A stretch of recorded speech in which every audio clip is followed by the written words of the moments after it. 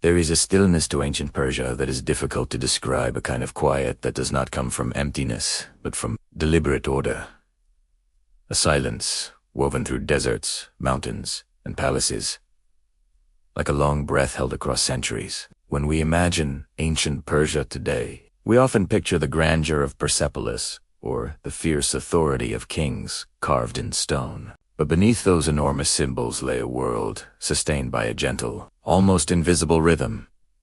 The hush of distant caravans approaching a way station, the echo of sandals against smoothed stone floors, the faint whisper of incense rising in a fire temple at dawn. Tonight, as you sink deeper into rest, imagine yourself not amid the noise of conquest or ceremony, but drifting quietly into the spaces between them.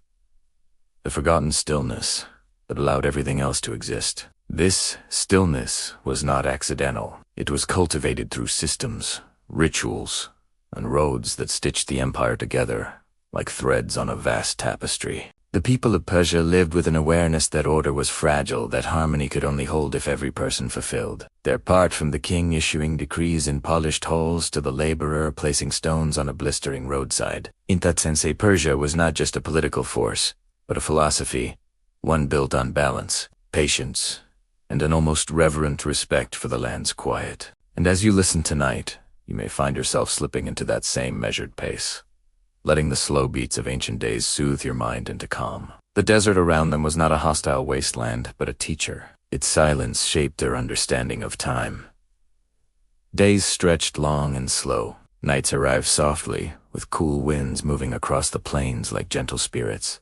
Life unfolded in patient cycles, harvests, rituals, journeys, seasons.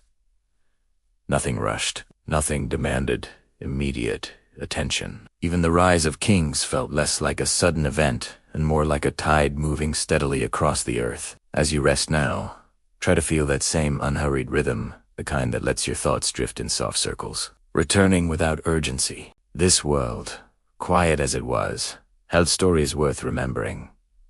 The nameless workers who carved order into the wilderness, Cyrus the Great, whose steady vision reshaped continents, the priests who guarded sacred flames, believing that light itself was a living force, and the painters, artisans, and scribes who moved through Persepolis with the graceful precision of dancers. Tonight, we will walk among them, not as historians, but as gentle observers, moving through their days with the softness of someone. And before we begin, I invite you to take a deeper breath. Feel your body settle a little more heavily into whatever surface supports you. Let your thoughts loosen and stretch like warm fabric.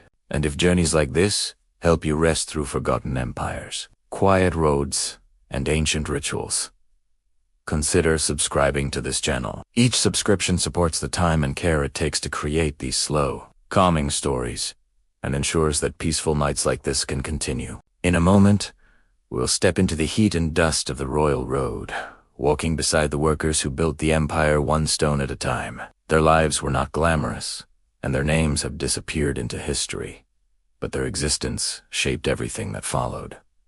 So let your breathing grow steady. Let your mind drift as gently as desert wind passing over sand. And when you're ready, we will begin our journey together. Now, with the night settling around you and the past opening like an old doorway, let us cross into the world of ancient Persia, where silence was strength, and where even the smallest footstep shaped the fate. The royal road stretched across the empire like a disciplined scar, an intentional line carved into lands that had never known such order. For the road workers, this line was not a symbol of unity or imperial ambition.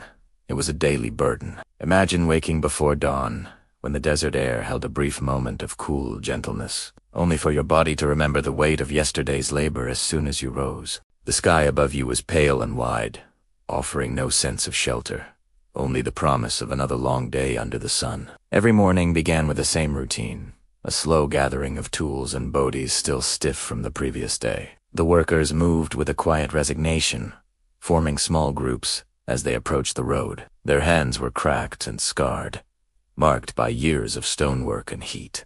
A simple mallet or shovel felt heavier each day, as though the tools themselves absorbed the fatigue of their users. And yet, they lifted them again, compelled by wages too modest and expectations too high. The earth along the future road was stubborn and unpredictable. In some places, it was so hard that a pickaxe barely made a scratch. In others, the soil shifted like loose sand, collapsing into the holes they had just dug. This meant endless correction, lifting stones that weighed as much as a man's torso, repositioning them, leveling time only for the wind to push sand into the cracks and force them to do it again. The work was repetitive, punishing, and offered no sense of visible progress. Heat was the enemy that never relented. As the sun climbed, it pressed down with a silent force that seemed almost personal. Workers wrapped cloth around their heads and necks, but even the fabric became warm and rough, sticking to sweat-dampened skin.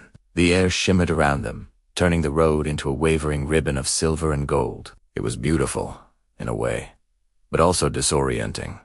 Distance became deceptive, and the horizon seemed to breathe in slow, distorted waves. The danger of dehydration lurked constantly. Water was rationed carefully, stored in clay jars that warmed quickly under the sun. Each sip offered relief that evaporated moments later. Workers learned to ignore the dryness in their mouths, the dull ache in their temples, the slight tremble in their muscles. Men who gave in to thirst too eagerly often paid for it later, when nausea and weakness overtook them in the hottest hours of the afternoon.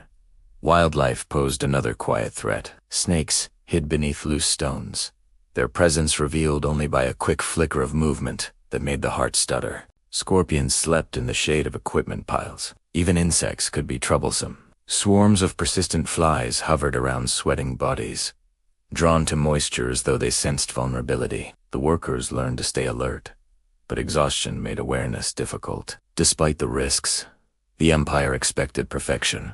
Supervisors walked the length of each section, ensuring the road's surface remained even, the drainage ditches properly angled, the stones tightly fitted. They rarely raised their voices. They did not need to. Their presence was enough to push workers beyond their limits.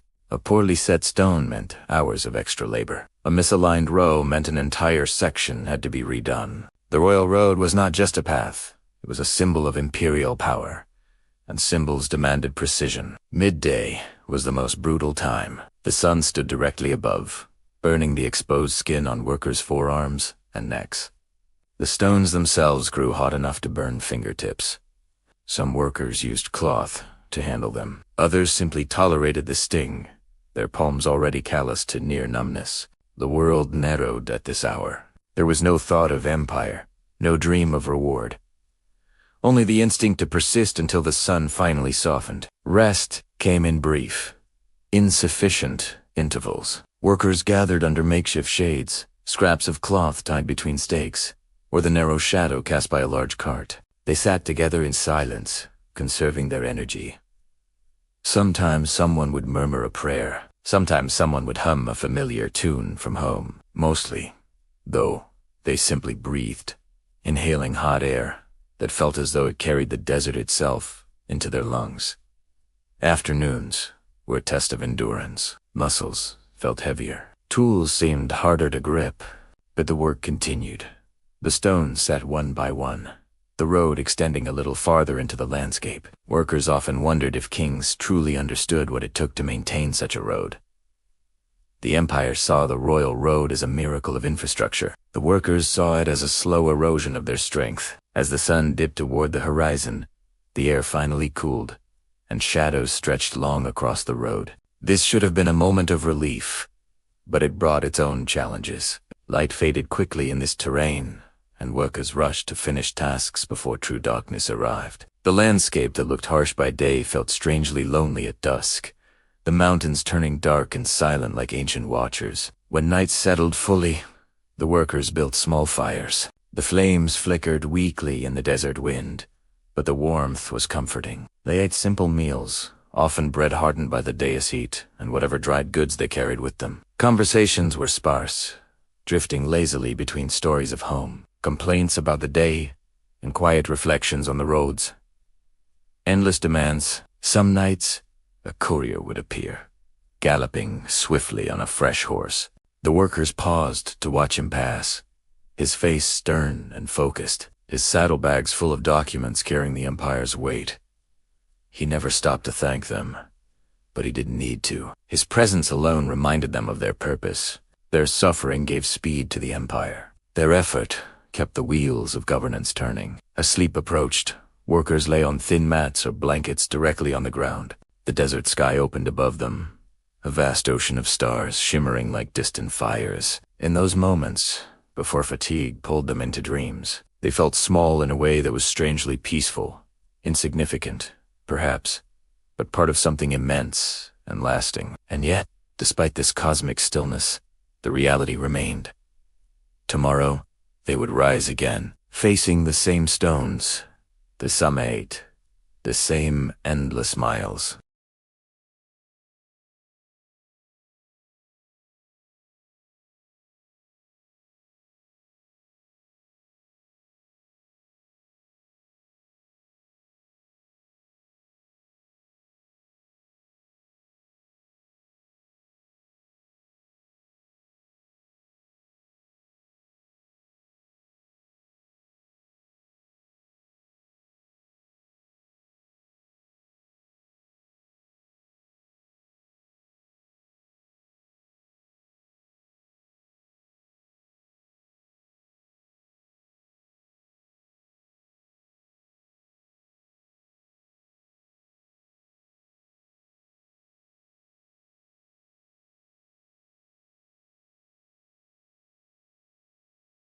If the first half of a road worker's day was defined by heat, dust, and the stiff ache of repetition, the second half unfolded like a slow descent into a different kind of exhaustion, the kind that crept into the mind rather than the muscles. As the afternoon sun bent westward, its rays striking the packed earth at a lower angle, the light didn't soften. It sharpened, turning every pebble into a glint of fire and every shadow into a pool of darkness. Workers learned that this was the time when mistakes were most common.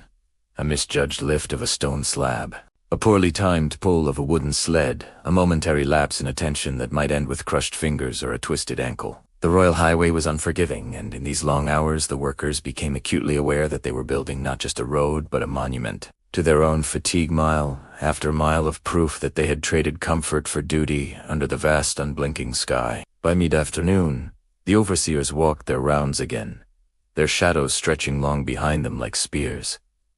They carried the same reed whips as in the morning, not always used, but always visible, a silent punctuation to every command. What truly wore workers down was not the threat of punishment, but the embodied rhythm of surveillance itself. Every few moments, a pair of eyes swept across them, evaluating the angle of their shovels, the speed of their tamping, the way they hauled a stone cart. Even those who worked honestly and tirelessly felt it. The tension of performing labor not simply for the Empire, but under the constant expectation that they could always give more, lift faster, endure longer. This invisible pressure, like the heat, seeped into their bones. Many workers developed tricks to survive the endlessness. Some counted breath sets of 10, then 10 more, until the repetition became a form of prayer. Others muttered stories under their breath, tales of mountains that could breathe, lakes that whispered to travelers, or spirits that softened a traveler's path. It didn't matter whether these tales were true. What mattered was that they briefly transported the mind elsewhere. A few workers hummed, creating low vibrations in their chests that helped pace their movements. The royal administration might have imagined the laborers as silent instruments of the state, but the workers knew better. One could not build a road across thousands of miles without cultivating small rituals of survival. But even rituals couldn't counter the dangers that rose when wild animals approached. The Royal Highway cut through lands where wolves followed caravans at a distance, hoping for scraps, where hyenas sniffed at nighttime camps, where snakes, disturbed by footsteps, slithered out onto the warm roadbed. Workers were instructed to shout warnings when they spotted movement in the brush. Most of the time, these warnings amounted to nothing an animal passing through, uninterested in human toil. But there were rare nights when a worker didn't return from gathering firewood, or when a small group of laborers swore they heard screams carried by the wind. No one wanted to dwell too long on these stories, yet they whispered them anyway during dusk meals, lowering their voices as the desert air cooled. The long, weary afternoons also brought dust storms, rolling walls of sand, that could swallow the horizon in minutes. When the winds shifted suddenly, workers scrambled to cover their mouths and eyes, crouching behind half-built embankments or the shadows of supply carts. The storms struck like living creatures, roaring, clawing, biting at exposed skin. Afterward, everything tasted like grit, water, dates, barley bread. Inside their tents that night, workers would shake sand out of their bedding, knowing that another storm might rise without warning. The Royal Road was famous for its speed of communication, but few remembered that the same winds that carried messages also made the building of that road a daily battle. And then there were the accidents, cruel, sudden, and scarring. A wheel snapped on a heavy cart. The load shifted and crushed a man's legs. A rope frayed unexpectedly. A stone slab toppled sideways. Even a simple slip on gravel could send someone sliding down an embankment, scraping skin and shattering bone. There were medics of a sort attached to the labor camps, but their remedies were limited. Herbs, poultices, splints, and prayers. Tahura Mazda for swift healing. Workers often returned to the line before they were ready, limping or clutching their ribs, knowing that absence meant the overseers would mark them as weak. In an empire that demanded endurance, vulnerability was a luxury few could afford. What cut deeper than physical pain, however, was the emotional toll of being so far from home. Many laborers had families waiting in distant villages, wives waking before dawn to grind grain, children learning to shepherd goats, elderly parents sitting beside oil lamps in the evenings. Workers imagined these scenes with painful clarity as they hacked at soil or shaped stones. Some carried tokens in their belts. A child's carved bead, a scrap of dyed cloth, a bit of polished bone. They took these out at night, holding them gently between their calloused fingers. For a moment, the distance felt smaller. But when dawn came and the road stretched before them again, that distance widened until it felt immeasurable. The royal highway was a marvel of imperial ambition, but it demanded that its builders submit to an almost monastic level of discipline. Meals were taken at fixed times. Water was rationed. Sleep was permitted only when the overseer signaled that the day's quota had been met. Even conversation was curbed. Long talks were discouraged, as they slowed the pace of work. But humans are stubborn creatures, and so whispers persisted. Workers spoke quietly about home, about dreams, about omens in the sky, about the latest distant chatter of the king's conquests. These conversations were brief, like sparks in the dark, but they reminded everyone that beneath the dirt and sweat, they were more than the empire's instruments. As the day's work drew closer to its end, the sun dimmed into a dull copper disk, the air cooling just enough for the workers' bodies to feel the full weight of their exhaustion. Muscles trembled, and hands felt almost detached from the body, a numbing that bordered on frightening. Yet this final stretch was also strangely peaceful. Workers moved more slowly, more deliberately, their motions softened by fatigue. It was as if the road itself acknowledged their suffering and allowed them, in the last hour of daylight, a sliver of gentle rhythm. For a few minutes, the work felt less like punishment and more like a kind of meditation. Evening brought with it a peculiar mixture of relief and dread. Relief because the tools could finally be dropped, shoulders could slack. Before Cyrus became a figure whose name stretched across continents, before the world whispered that he was king not merely of an empire but of a new idea of empire. He was a small boy in a quiet corner of the Iranian plateau watching mountains, breathed under morning mist, watching shepherds guide their flocks through the crisp dawn wind. Those early landscapes left marks on him, not the harsh kind left by ambition or violence, but soft impressions. The sweep of a valley, the patience of weather, the quiet language of waiting. To understand the man he became, one must first understand the world that surrounded him, a land where survival rewarded those who could stand still long enough to listen. The tribes of the regent Medians, Persians, and countless smaller clans lived in an uneasy dance. Rivalries flared like sparks, alliances faded like smoke, and most people simply tried to carve out a pocket of peace where their children could grow. Cyrus grew up amid these shifting sands of trust and conflict, and from a young age he learned that power was not brute force alone. Power was timing.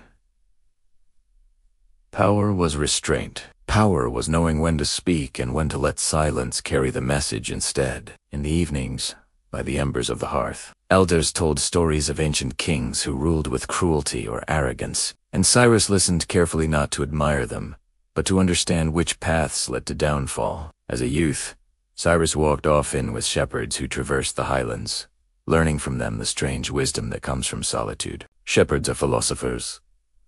By necessity their companions are sky, stone, and silent sand. They taught him that a leader who cannot endure quiet will always make rash decisions. Cyrus absorbed these lessons wordlessly, the way stone absorbs heat. Years later, when he commanded armies, he would stand among them not as a shouting warlord, but as a man whose presence alone settled the air. Soldiers often said that the silence around him felt like the calm before rain, not threatening, but full of gravity. His rise began quietly, almost invisibly. While neighboring rulers flaunted their power with parades and declarations, Cyrus built relationships. He visited villages not to extract tribute, but to listen. He sent emissaries not to threaten, but to understand grievances. In a world accustomed to heavy-handed authority, his gentleness seemed almost subversive. People noticed. Whispers spread through valleys and across caravan routes. This young leader is different, he watches. He remembers. He changes things slowly but surely. And so, loyalty began to gather around him like morning fog thickening into cloud. Cyrus understood something that few rulers grasped. People follow strength, yes, but they follow steady strength that does not waver toward cruelty out of impatience or insecurity. When conflicts arose between clans, Cyrus often mediated personally. He would sit before both sides, hands resting quietly on his knees, head bowed slightly as he considered each argument. Witnesses said that he had an unnerving ability to make both sides feel heard, even when he ultimately ruled against one. This earned him respect, more valuable than fear. His conflict with the Median king, Astyages, is often retold as a dramatic rebellion, but the truth moved with slower, more intricate steps. Cyrus did not wake one morning eager to overthrow a king. Rather, the Medes had grown decadent, heavy with suspicion and infighting. Astyages ruled like a man clutching thorns painfully and with increasing desperation. When the moment came for Cyrus to rise, it was not through fire or fury, but through the quiet momentum of countless people choosing him over their failing ruler. His army swelled not because he forced them, but because he inspired them. The battle that ended Median supremacy was almost anticlimactic. Many of Astyages' soldiers defected before the first clash. Some lowered their weapons entirely when Cyrus approached. Others claimed that when they looked at him calm, composed, unafraid, they sensed that the world was shifting, and resisting it would be like trying to command the wind. Even Astyages' own generals hesitated, uncertain whether loyalty to a crumbling throne outweighed hope for a different future. When the king was finally defeated, Cyrus treated him not as an enemy, but as a man whose time had passed. Ispared im offered him dignity, and in doing so announced to the world that he was not a destroyer, but a builder. This mercy was no isolated act. As Cyrus expanded his influence across the plateau, he followed a pattern that confounded his enemies. When he conquered, he preserved. Towns were not burned. Customs were not erased. Temples were not defiled. Instead, he allowed people to keep their beliefs, their languages, their rhythms of life. He understood that an empire stitched together by fear would unravel the moment fear faltered. But an empire woven through respect, genuine, consistent respect, could endure for generations. This idea was radical in its simplicity, and yet it reshaped the ancient world. In Babylon, the turning point of his legend, Cyrus again chose restraint over spectacle. When the priests of Marduk opened the gates to him, he entered the city not as a conqueror but as a liberator. He walked the processional way slowly, nodding to citizens who peeked from balconies and alleyways. Cyrus's early victories, well remembered as triumphs of strategy, were lived in moments of quiet observation rather than noise and spectacle. He was not a man who rushed toward conflict. Instead, he walked slowly through the camps at dusk, listening to the murmured concerns of soldiers, the clatter of simple cookware, and the sighs of weary men who had marched long distances under a tense sky. He learned not to underestimate fear, and he learned to recognize morale not through cheers but through the way men tended their boots, sharpened their blades, and spoke of home. In that stillness, he understood how fragile loyalty could be. He nurtured it carefully, like tending a flame in a wind that never stopped shifting. As he advanced toward the frontiers of Lydia, the lands around him changed from barren foothills to fragrant orchards. Cyrus paid close attention to these shifts in landscape, not out of sentimentality, but because he saw in them the potential for stability. A conqueror who cared only for gold could plunder and leave. A ruler who cared for people could cultivate prosperity and be welcomed. This was the secret Cyrus carried quietly. That domination could be achieved not only through force, but through dignity and predictability. In his mind, order was a gift, an offering it was more powerful than fear. The campaign against Croesus, the wealthy king of Lydia, introduced Cyrus to a paradox that shaped him deeply, the humbling realization that even the richest man in the world could act rashly, and that no amount of gold could guarantee judgment or safety. The battle was long and wearisome, but what followed was quieter and more revealing. Croesus, surrounded by the remnants of his shattered power, stood face to face with the Persian ruler. And in that uncomfortable meeting, Cyrus did not speak as a brutal victor. He asked questions. He listened. He allowed Croesus, a man once surrounded by lavish halls and oracular pronouncements, to voice the confusion of a fallen king. Cyrus's mercy was not naive. It was calculated, but gentler than anyone expected. By sparing Croesus, he made a statement that spread faster than any messenger.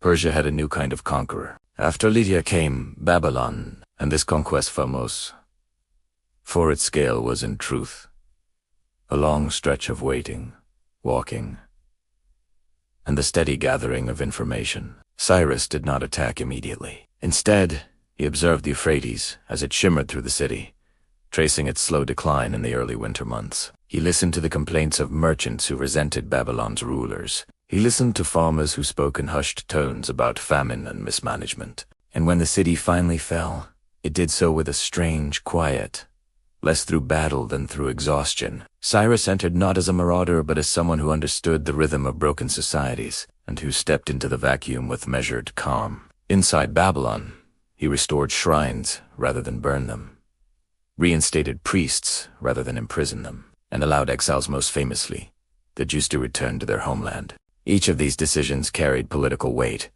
but what made them memorable to his contemporaries was the softness of the gesture. His rule felt less like a chain and more like an evening breeze slipping through a warm courtyard. The people of Babylon, long accustomed to abrupt changes in power, found in Cyrus something unusual, an emperor who preferred stability to spectacle, routine to ruin. But even such a ruler lived with the burden of uncertainty. Cyrus woke each day knowing that every province, every noble family, and every border was a potential source of unrest. The empire he envisioned would be vast, and vastness required trust. He sat in long councils, sometimes saying little, allowing others to speak freely while he observed the tension hidden in their voices.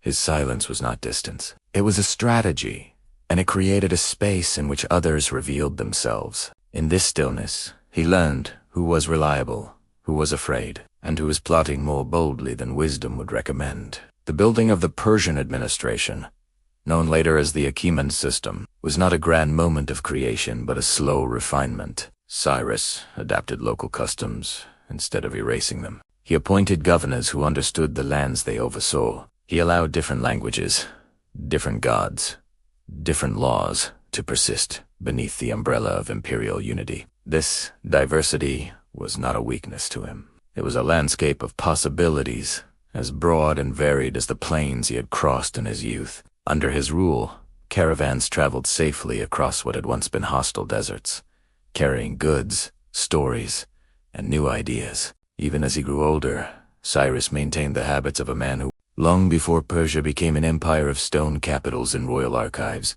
it was first an empire of silence-wide, trembling, desert silence. It was in this unbroken stillness that fire first became more than heat, more than light, more than something to cook bread over. For the early followers of the prophet Zoroaster, fire was the visible breath of Asha truth, order, the moral fabric of the universe. At dawn, as the pale sun crept over the distant Sagres peaks, the first priests would enter the fire temple with slow, almost hesitant steps, as if approaching a living being. They carried balsam twigs wrapped in wool, and before the sacred flame they stood motionless, listening not for divine voices but for the sound of their own hearts learning to beat in alignment with cosmic order. Everything began with stillness. To understand a fire temple, you must abandon the modern idea of a temple as a place of spectacle. Zoroastrian temples were small, windowless, almost austere. Their walls were thick to keep out wind, dust, and the chaos of the world. The inner chamber was dark, except for the flame itself, which flickered with a kind of restrained authority, not wild, not roaring, but steady, disciplined, almost contemplative. The priests tended the flame at all hours, day and night, year after year, ensuring that it never died. Its endurance was their endurance. Its clarity was their clarity. Its purity was the very thing their civilization was built upon. These priests, the Magi, often came from families who had tended fire for generations. Their training was not simply ritualistic. It was moral. A magus was expected to embody the principles of Zoroaster. Good thoughts, good words, good deeds. Every action mattered. Every breath mattered. And above all, the flame mattered, because it was the closest thing one could witness to divine presence. When a priest leaned forward to feed the fire a small piece of dry wood, he did not see himself as performing a task. He saw himself as participating in the ongoing struggle between order and chaos. A careless gesture was not a mistake, it was a crack in the universe. In those early centuries, the fire temple was not merely a religious building. It was the psychological anchor of a community. A village could lose its granary to floods, its cattle to disease, even half its population to famine, but as long as the sacred fire still burned, the people believed their world had not collapsed. They would gather in the outer courtyard on nights when the wind howled too loudly or when rumors of invading tribes traveled across the plateau. They would stand in a tight circle and search the sky for signs of danger. But deep down they knew that what kept them safe was not their spears or their walls, it was the flame glowing steadily inside a silent chamber. The rituals performed around the fire were simple but deeply symbolic. Before entering, worshippers washed their hands, faces, and mouths. Purity was not just hygiene, it was ethical. Dirt was metaphorical as much as physical. A person entered the fire temple not to confess sin, but to realign themselves with Asha, the timeless order that governed both stars and human minds. When they prayed, they did not kneel. They stood upright, eyes open, as if presenting themselves honestly to the cosmos. A liar could not stand before fire. A violent man could not hold its gaze. Fire demanded transparency. One of the most haunting aspects of Zoroastrian practice was the silence. Priests often spoke in whispers. Worshippers rarely chanted. Even footsteps were softened by thick carpets laid across the floor. People did not come to fire temples to ask for favors or miracles. They came to watch the flame and let it quietly reorganize their inner world. In that silence, a farmer might suddenly understand the consequences of a harsh word spoken to his wife. A merchant might reconsider a dishonest trade he made the previous day. A young warrior might feel shame remembering the rage that overtook him during a fight. Fire did not punish.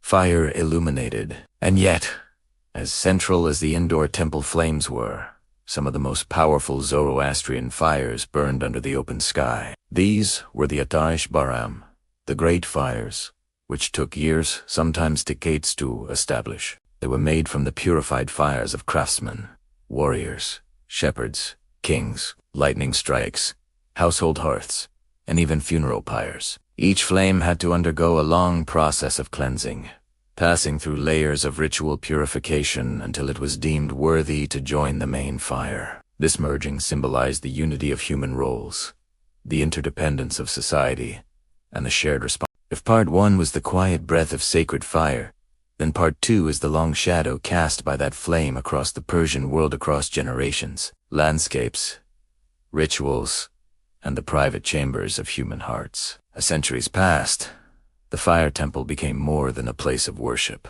It became a vessel of collective memory. People saw in the flame the stories of their ancestors, the triumphs of forgotten kings, the droughts and famines that nearly broke them, and the moments of courage that allowed small villages to survive. In this way, Each temple was less a sanctuary and more a timeless arc of its light flickering with the echoes of history. And yet, the fire was not simply a symbol of the past, it was a teacher of discipline. Priests woke before dawn, bathed in cold water regardless of the season, and recited long prayers with breaths controlled and steady. They were trained to move without disturbing the air, to speak without shaking the flame, to handle ritual objects with a stillness bordering on the supernatural. Outsiders sometimes thought the Magi were performing magic, but in truth, it was the opposite.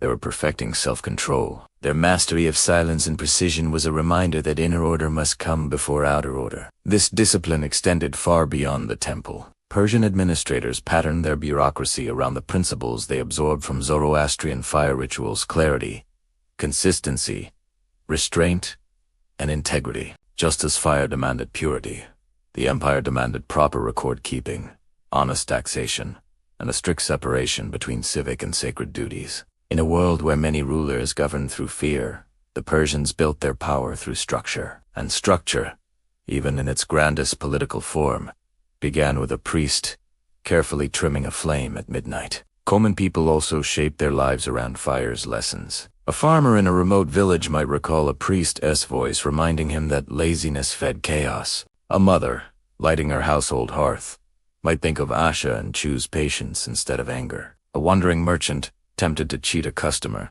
might remember that deceit strengthened Rouge, and he would hesitate, perhaps even walk away. These were small, private moral victories no chronicler would record, but across centuries, these quiet decisions formed the backbone of an empire. Even Persian architecture showed the influence of fire temples. Builders carved windows high on the walls so sunlight would fall like sacred beams.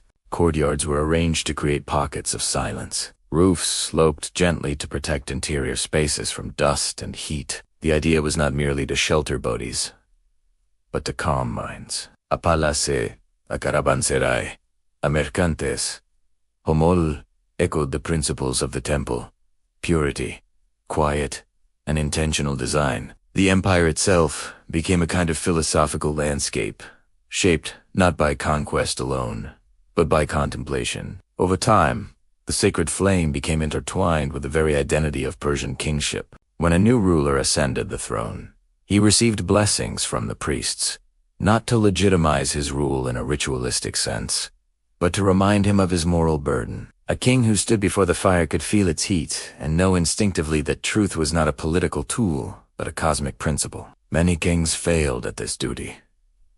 A few succeeded. Those who did were remembered not for their conquests, but for their adherence to a moral universe larger than themselves. We often imagine ancient Persia as a land of endless ceremony, but the beauty of Zoroastrian practice was its simplicity.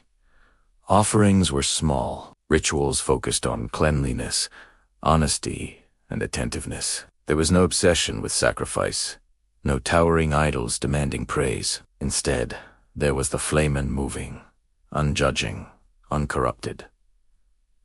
It did not crave worship. It did not command obedience. It simply existed, inviting everyone who saw it to reflect on what they brought into the world: clarity or confusion, kindness or harm. This simplicity was part of why the religion endured even during political upheavals. When foreign armies invaded, when capitals burned, when dynasties fell, people clung not to temples carved from stone but to the idea of fire. A family might flee into the mountains with nothing but a few tools and a small ember preserved in a clay pot. They would guard it carefully, feed it upon arrival in a new home, and rebuild their lives around that tiny spark.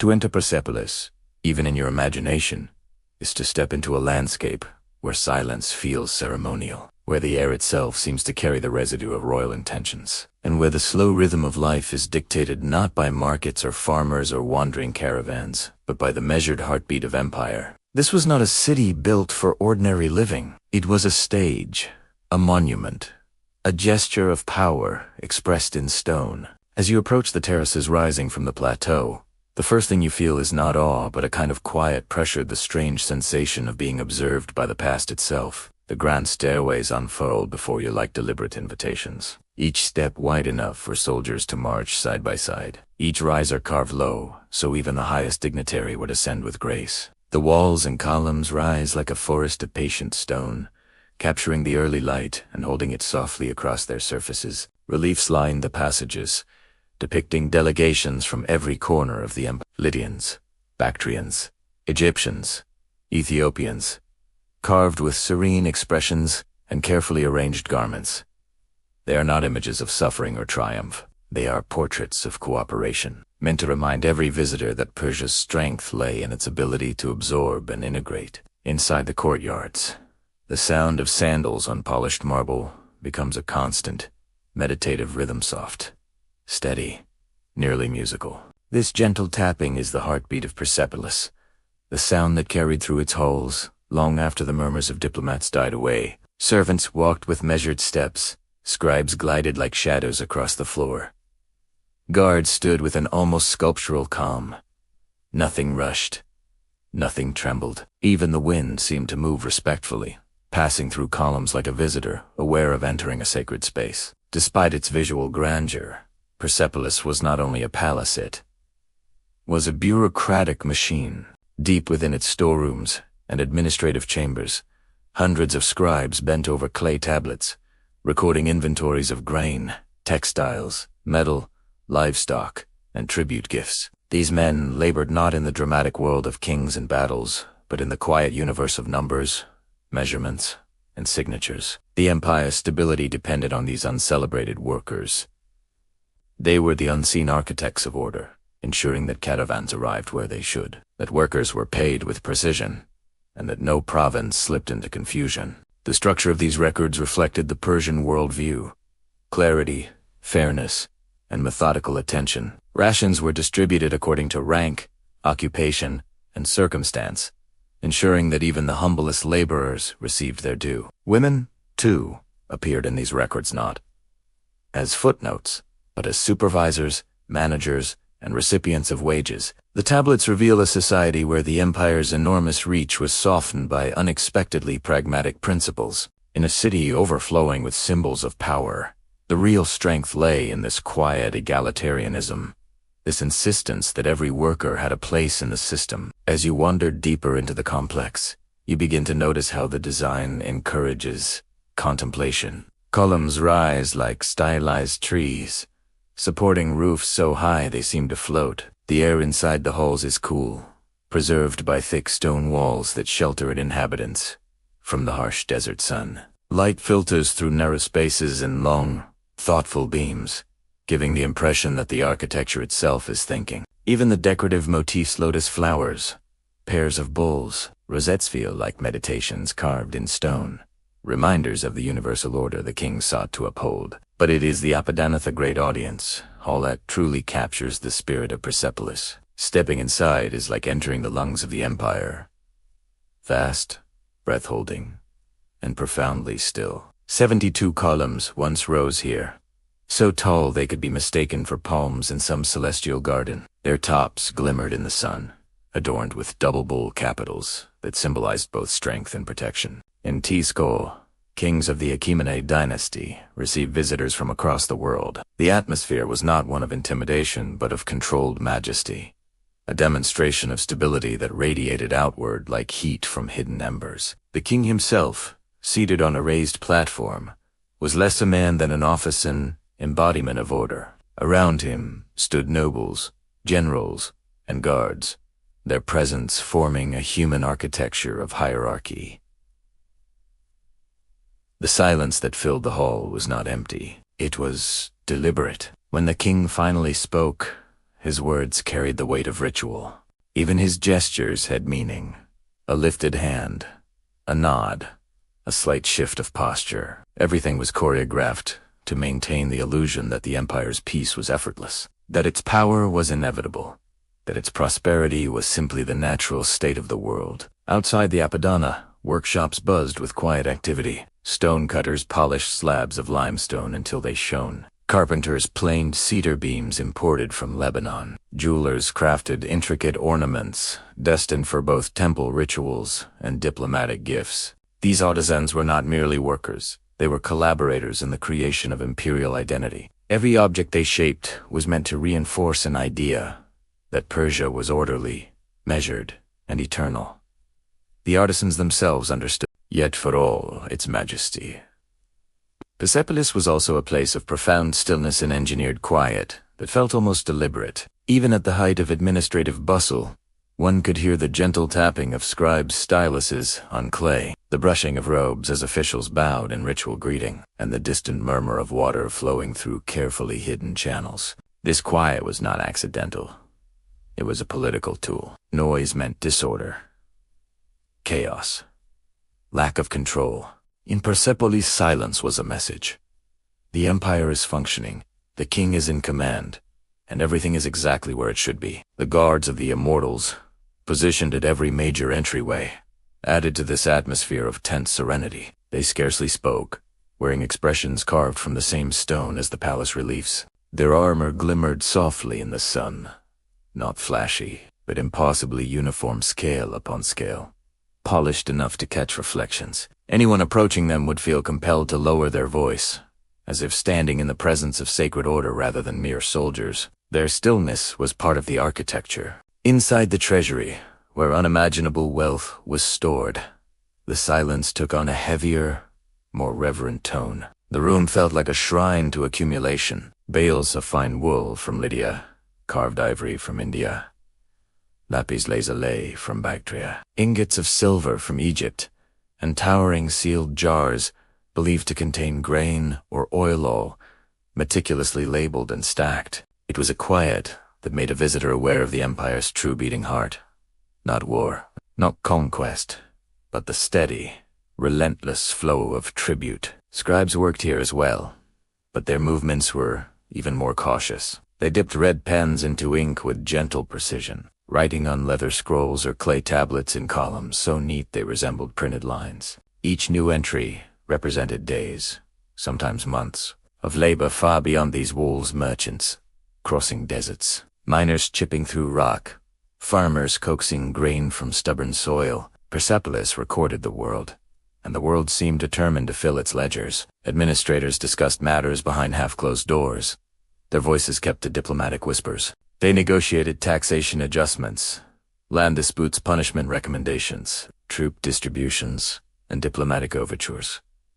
But even the harshest debates were muffled by etiquette. The palace was engineered to soften sound, a symbolic gesture that suggested political friction should never disturb the serenity of the great king's house. Beyond these administrative suites lay the private chambers reserved for Persian nobles and guests from distant lands. These rooms were decorated far more softly than the grand hall's rugs layered generously. Tapestries hung from wooden beams, scents of frankincense drifting in lazy spirals from bronze burners.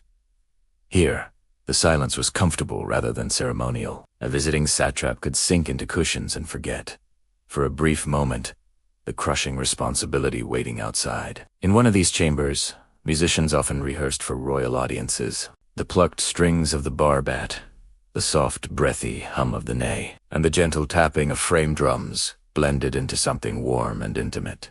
Unlike the strict stillness of the official halls, here music had permission to bloom. These melodies rarely grew loud. They were instead like braided thread, slow, deliberate, hypnotic. They spoke of deserts, rivers, harvests, and journeys. They reminded Persepolis that beyond its marble walls lay a world of human experience too vast for ledges to record. Meanwhile, in the hidden workshops beneath the palace, artisans labored. As we step back from the dust of royal highways, from the firelit sanctuaries of Zoroastrian priests, from the silent march of sandal-clad courtiers drifting through Persepolis, one truth lingers like incense in an empty temple.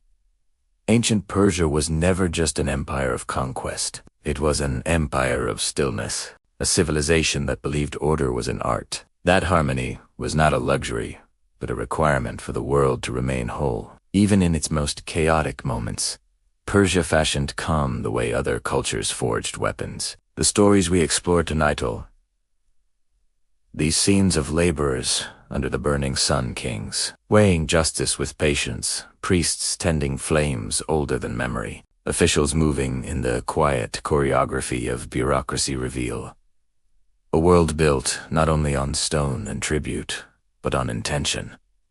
A deliberate, thoughtful shaping of society. A belief that the world can be controlled not through noise, but through balance. And in this stillness, we find something surprising.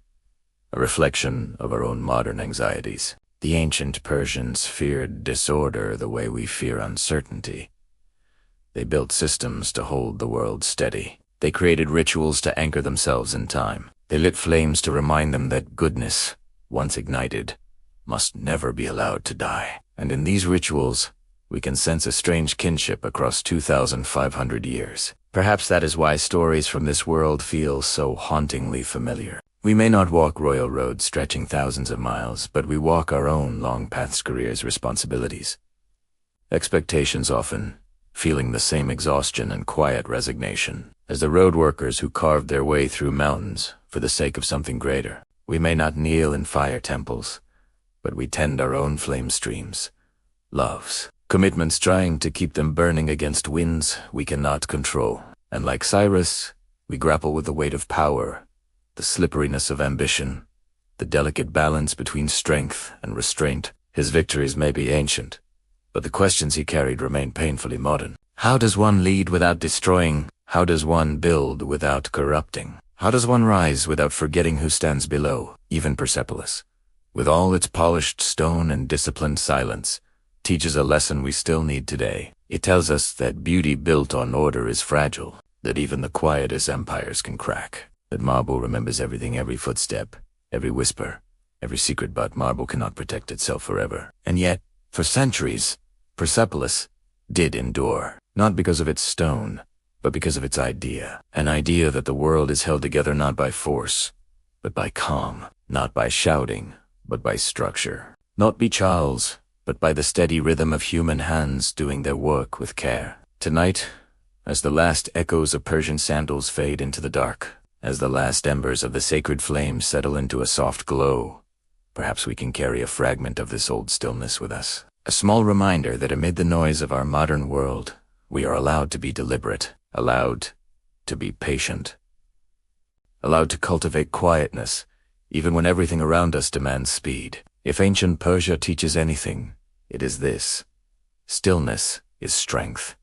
Order is not the enemy of freedom. Quiet is not emptiness. And sometimes, the greatest empires are not the ones that roar, but the ones that breathe. Thank you for staying with me through this long, meditative journey across deserts, palaces, rituals, and histories that refuse to die. And if this calm world of ancient people and forgotten rhythms brought you Mysore curiosity, or simply a moment of escape, then I invite you to join us again. Please consider subscribing to this channel. Not for numbers, not for algorithms, but because I would truly like to keep building these long, gentle, deeply human journeys with you. Every subscription tells me that somewhere out there, someone values the quiet paths of history as much as I do. Until the next night, the next story, the next forgotten world to wander through. Sleep well, rest deeply, and may your inner flame, whatever shape it takes, burn steady until we meet again.